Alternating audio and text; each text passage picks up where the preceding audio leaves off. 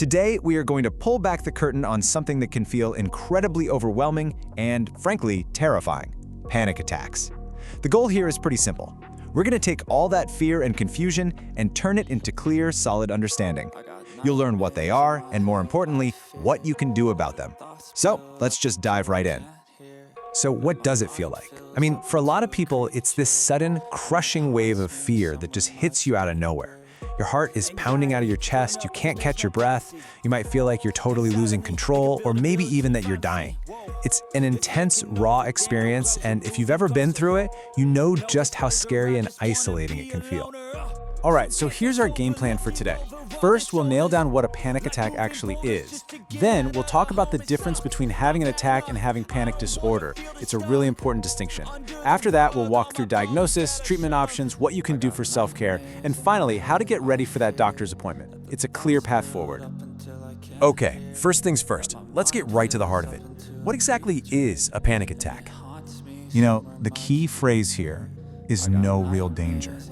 That's the part that makes it so incredibly confusing. Your body's alarm system is just blaring, screaming danger. But when you look around, there's nothing there. There's nothing to run from. It's a very real, very powerful physical reaction to a threat that just doesn't exist. Now, this is super important to get straight. Having a panic attack is not the same thing as having panic disorder. And understanding this difference is absolutely crucial when it comes to getting the right kind of help. So here's the breakdown. A panic attack can be a one-time thing. It can happen to anyone. But panic disorder, that's different. That's when you have these attacks happening over and over, unexpectedly. And this is the key.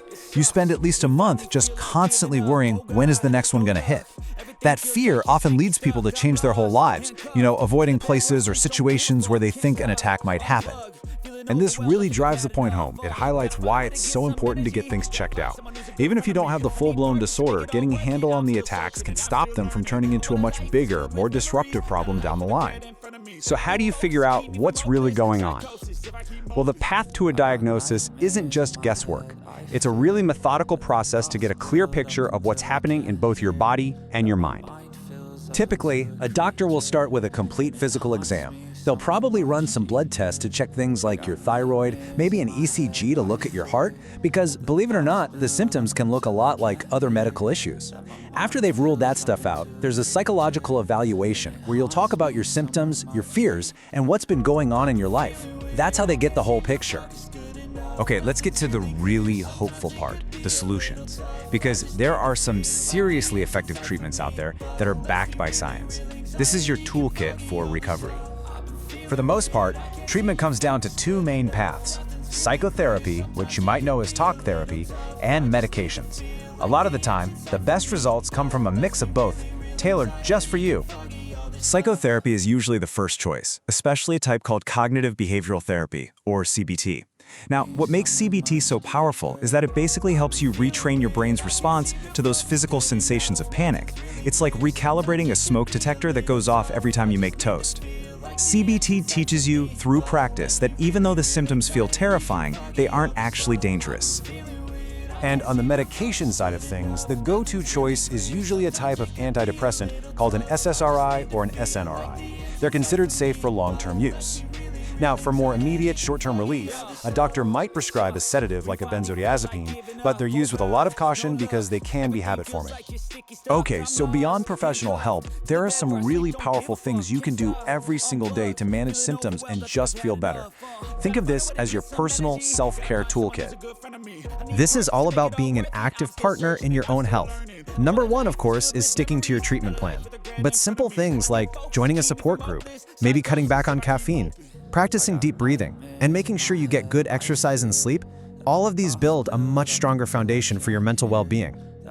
And finally, let's talk about getting ready for your doctor's appointment. I know, taking that first step can feel like a huge deal, but being prepared can make all the difference in the world.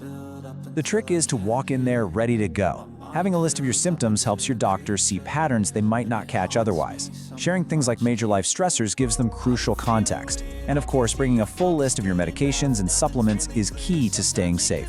But most importantly, coming with your own questions makes sure you leave feeling like you have a handle on things, feeling informed and empowered.